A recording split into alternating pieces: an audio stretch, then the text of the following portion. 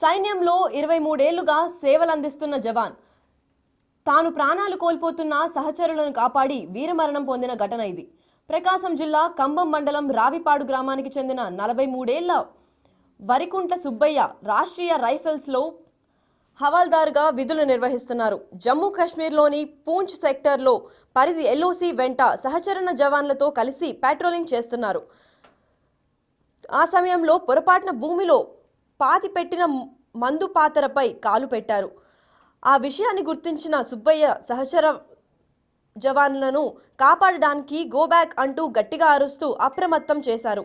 ఈ క్రమంలో మందు పాతర పేలి ఆయన స్ఫూర్తిగా నిలిచాడు సుబ్బయ్య. ఈరోజు దాదాపుగా మరికొన్ని రోజుల్లో రిటైర్మెంట్ అవ్వాల్సిన ఉండేది. దాదాపుగా సంవత్సరం లోపల సంవత్సరం రిటైర్మెంట్ అయ్యేవాడు. నా కొడుకు సాయి ఉన్నాడు. సాయి, మీ నాన్న మీతో లాస్ట్ ఎప్పుడు మాట్లాడాను? సాయి, నెల కిందట. ఏం మాట్లాడాడు మీ నాన్న? మాట్లాడలేం, మొన్న మాట్లాడలేదు. సరే భారత, మీతో లాస్ట్ ఇప్పుడు మాట్లాడమ్మా. మీ ఆయన ఆదివారం మాట్లాడినాడు సార్. ఏం చెప్పారమ్మా ఈరోజు? 12 లీవ్ బయలుదేరుతాను, 15 ఇంట్లో ఉంటా అని చెప్పినాడు సార్. అంటే ఈ అవకాశం అందరికీ రాదమ్మా, కొద్దిమందికి వస్తుంది. అంటే తన సహచరుల ప్రాణాలను కాపాడి తన వీరమరణం పొందాడు. ఈరోజు మీకు ఏమనిపిస్తుందమ్మా? దేశం కోసం ప్రాణాలు అర్పించినందుకు ప్రౌడ్గానే ఉంది. కానీ నా కుటుంబం కోసం నా చిన్న పిల్లలు సార్, వాళ్ళ భవిష్యత్తు ఏం కావాలి? నా బిడ్డకు అసలు చనిపోయినది కూడా తెలియదు. ఇంత చూస్తుంది. కానీ మా డాడీ లీవ్ ఎప్పుడు వస్తాను అడుగుతాను. ఏం చెప్పాలా సార్ నేను? ఇప్పుడు లీవ్ వచ్చి బెంగళూరులో ఫ్యామిలీ పెడతా అన్నాడు సార్.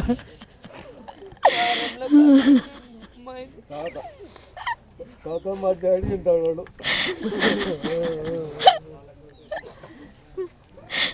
అంటే ఇక్కడ ఎంతో మీ మీద ప్రేమ, ఇక్కడే ఆ ఇల్లు కూడా కట్టించుకుంటున్నాడు. ఆ ఇల్లు కట్టించుకోవడం మీద లాస్ట్ మాట చెప్పాడంటూ కూడా చెప్తున్నారు. నేనేం చెప్పాడు? 18 స్లాబ్ పడాలంటే ముందే వస్తాను, స్లాబ్ వేయించుకుందామని చెప్పినాడు సార్. ఇంట్లో వీడియో కాల్ చేసి చూపిస్తే ఆడ ఏం పెట్టాలని స్కెచ్ పేదల కంటే బాగా చెప్పినాడు సార్.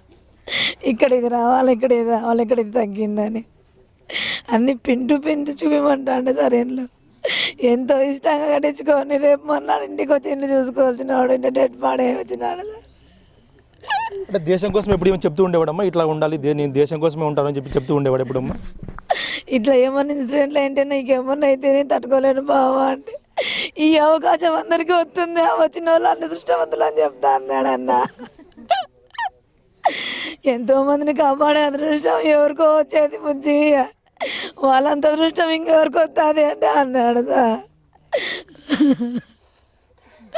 చూస్తున్నాం, మనకు కూడా ఏడుపు వస్తున్న సందర్భం ఉన్నాయి. ఎందుకంటే ఇలాంటి అవకాశం అందరికీ రాదు. ఎందుకంటే ఈ అందరి ప్రాణాలు కాపాడుకుంటూ కూడా వాళ్ళు డ్యూటీలు చేస్తూ ఉంటారు. అలాంటి వారి అవకాశము తన భార్య కూడా అంటే చెప్తూ ఉండేవాడు, ఇట్లాంటి అవకాశం ఎవరికి రాదు, చాలా గర్వకారణంగా ఫీల్ అవ్వండి అంటూ కూడా చెప్తున్న పరిస్థితి. అమరన్ సినిమాలో ఏదైతే ఉందో అలాంటి సిచ్యువేషన్. ఎందుకంటే అమరన్ సినిమాలో శివకార్తికేయన్ ఏ విధంగా రాష్ట్రీయ రైఫిల్స్తో పనిచేస్తుంటారో అదే రైఫిల్స్తో కూడా సుబ్బయ్య పనిచేస్తూ ఉండేవాడు. అలాంటి వీరమరణమే కూడా అయితే అమరన్ సినిమాలో శివకార్తికేయన్ పొందాడు, అలాంటి వీరమరణమే కూడా సుబ్బయ్య కూడా పొందాడు. తన భార్య కూడా చెప్తూ ఇష్టంగా కట్టుకున్న ఇంటికి ఇవాళ లీవ్తో రావాల్సిన వాడు ఇలా భౌతిక కాయం ద్వారా రావడం ఒక విధంగా మాకు దేశం కోసం ప్రారంభించడం ప్రౌడ్గా ఉన్నా కూడా మా పిల్లలకి ఎవరు దిక్కుంటూ కూడా ఆమె తన ఆవేదన కూడా వెళ్ళిపోతున్న పరిస్థితి ఉంది. ఇది సుబ్బయ్య భౌతిక కాయం వద్ద ఉన్న ప్రస్తుతం ఉన్న పరిస్థితి. Video Prasad big TV, Anantapuram, Narpala నుంచి. అయితే దేశవ్యాప్తంగా తను ఇన్స్పిరేషన్గా నిలబడినప్పటికీ వాళ్ళ ఫ్యామిలీకి అయితే తను ద్రోహం చేసి వెళ్ళిపోయినట్టుగానే బాధపడుతున్నారు. వాళ్ళ ఫ్యామిలీలో 2 పసిపిల్లలు ఉన్నారు ఆయనకి. పాపం ఆ జవాన్ వీరమరణం పొందినందుకు అందరూ కొంచెం గర్వంగానే ఫీల్ అవుతున్నారు. కానీ ఆయనను కోల్పోయామనే బాధ అయితే వాళ్ళ మొహంలో క్లియర్గా కనిపిస్తోంది. అయితే దీని గురించి వాళ్ళ మదర్ కూడా చెప్పారు, ఇంటికి వస్తాను అని చెప్పిన ఆ మనిషి అలా మృతదేహాన్ని మేము ఎక్స్పెక్ట్ చేయలేదు అని అయితే రోధిస్తున్నట్టు కనిపిస్తుంది. మనం చూస్తున్నాం ఆ విజువల్స్లో. వాళ్ళ వైఫ్ అయితే పట్టి ఏడుస్తున్నారు. వాళ్ళని ప్యాక్ చేసి మమ్మల్ని లాస్ట్ చివరి చూపు కూడా చూసుకొనివ్వకుండా చేస్తున్నారు. ఇలా వీరమరణం పొందినందుకు ఎంత గర్వంగా ఉన్నా నాకంటూ ఒక దిక్కు లేరు అని అయితే రోధిస్తున్నారు వాళ్ళ భార్య. దీని గురించి వాళ్ళ పిల్లలకి ఎప్పుడు మాట్లాడారు అంటే లాస్ట్ 1 month ముందర మాట్లాడారు మా ఆయన. అండ్ వాళ్ళ వైఫ్కి వచ్చేసి ఆదివారం ఒకసారి కాల్ చేసి నేను వస్తాను లీవ్ పెట్టి 15వ తారీఖు దాకా నేను డిసెంబర్ 15 దాకా నేను ఇంట్లో ఉంటాను అని చెప్పి మాటిచ్చిన ఆయన ఇప్పుడు మృతదేహంతో వాళ్ళ ఇంటికి రీచ్ అవ్వడంతో మొత్తం బాధాకరంగా ఊరు రోధిస్తోంది.